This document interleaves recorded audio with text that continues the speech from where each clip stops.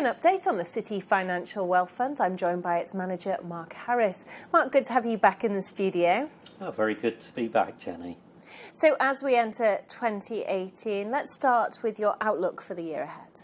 I think we're continuing really in this tug-of-war environment shorter term. The global economy, and particularly the US economy, looks quite late cycle, really, the US. It's been a recovery that's been going on quite some time, and yet we've got some very odd characteristics that accompany it. Primarily, as we've discussed before, I think, the fact that there's been really no wage growth and capex has been very subpar up until recently. And this has led really central banks with a bit of a dilemma in terms of how far should they raise rates and how fast should they raise rates. And there's a very active debate going on. And primarily that's centred around now unemployment, wages and inflation. And we see a world really where the US is further down this cycle. Unemployment is around 4 now. And the Phillips curve protagonists are really arguing that inflation is going to tick up quite aggressively here. Now, base effects mean that inflation will pick up for the first 2-3 months of this year. But there is a whole set of arguments that would say perhaps it peaks around mid-year and that all the bond bears at that stage will be seen to be wrong. And we would be along that line of a fairly non-consensual view that really core inflation in the US will pick up. It's definitely going to because of base effects, but that it would actually peak around 2, maybe just over, and that the Fed needn't really be too aggressive about rate rises. They'll probably put 2 or 3, maybe at most this year. I would say they probably only need to put rates up twice. Why am I saying all of this? Because it provides a very healthy backdrop for risk assets. You've got good growth, low inflation, and you won't need to raise rates that much.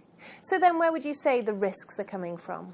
There's been quite a lot of high-profile managers arguing that equities have travelled a long way. I mean, it was a bumper year last year for many equity markets, and that we should expect sort of a big setback. There are risks. The risks primarily are seen as, from our perspective, that the Fed is too aggressive with tightening policy. That's one of them. But I think with Jerome Powell coming in, I think that is not such a risk as some market participants believe. The other one, I think, is Trump, and who knows with him, really. That's geopolitical risk. And I've got no more insight on that than anyone else, really. I think one thing that I haven't seen much content on this year so far is the Italian elections in March, and that could be quite a tricky period, in particularly for equities and peripheral bond markets. But we'll see in the run-up to that, but there's just not been much commentary that I've seen. And I guess the other thing that worries a lot of people is that they're thinking that China really will slow down quite dramatically because the sort of old smokestack type industries and the indicators people look at are slowing. But I would argue actually that's a wrong interpretation, and that China's refocusing and rebalancing its economy, and actually the monetary aggregates are telling you that growth is still quite powerful. The producer price index is still positive, so the deflationary concerns have abated. And actually, I think it could be quite a positive year, both economically and for the equity markets in China, following on from what has been a positive year. Well, I think one question that a lot of investors are asking is whether equity and bond markets are likely to suffer a market correction. What are your views on this? Yeah, let's take bonds first, because I think bond markets have entered this year. They'd had a tricky sort of back end of the 2017. I think people have realised that the inflation numbers are going to tick up a little bit, and with it obviously growth has been strong, and they are concerned that there's going to be a little bit more speed to the rate rises in the US and perhaps in Europe for that matter. And bond markets have sold off quite dramatically, really, in the first couple of weeks of this year. And we did put out a note saying they could come under quite a bit of pressure in the first period. I think, really, that will continue, maybe up to March, April time. I'm hopeful by the middle of the year, we should see that abate, and actually bonds have a pretty good, second half of the year. Now, equities. Now, we're setting records pretty much everywhere on the rises. We've had something like 12 back-to-back months in the S&P rising. That's the first time I think that's happened. This is one of the longest periods ever where the world indices has not suffered a 5% correction.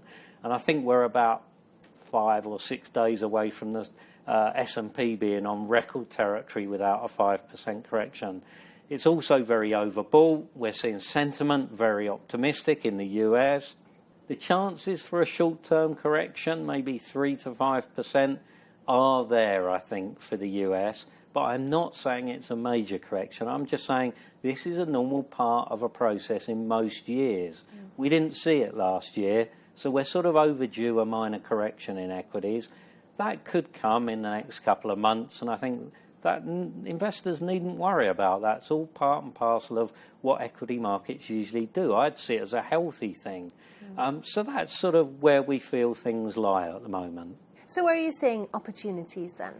Yeah, there still are, believe it or not, plenty of opportunities. One of the things that we did just in the back end of 2017 was we looked at the disparity of the performance of oil and oil-connected equities, mainly oil service companies, and they'd lagged nearly 30% because oil picked up very dramatically in the second half of last year, and yet oil service companies have really lagged.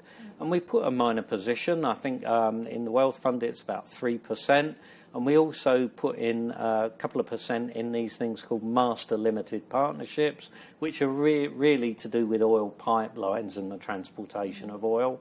And they've both done incredibly well in the last, month and a bit. They're catching up again. And we still think there's a lot of value there, a lot of earnings upgrades. It's an unloved sector. People under-own it. So that's one. China, we mentioned just a little while ago. We think people are a bit, should we say, too pessimistic on the growth outlook. We think they're focusing on the wrong areas of the market. We think they're focusing on the old economy rather than the new economy, and they're rebalancing much more towards consumer and consumption. And we think that is still, although some of the companies are reasonable valuations, we still think there are opportunities there. Japan still looks good, growth's very strong, unemployment low, wages have been kept low.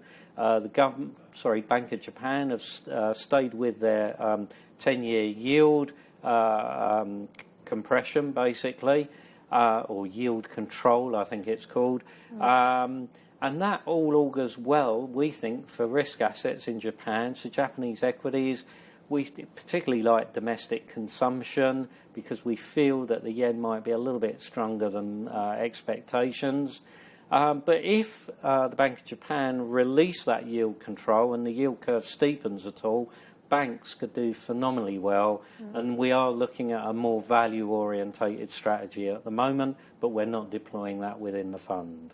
Okay, so considering everything we've spoken to, talk me through your asset allocation. Any big changes? I don't think there are massive changes other than in bonds. Okay. We suffered quite a bit of volatility with this sort of tug-of-war in the back end of 2017. We've reduced the duration quite dramatically, so there's probably 0.5 of a year of duration now, so that's quite a significant shift for us.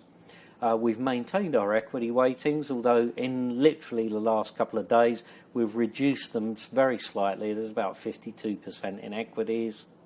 Why did we do that? Simply because markets look a little bit overbought short term, so we just took a bit of the weighting out of there.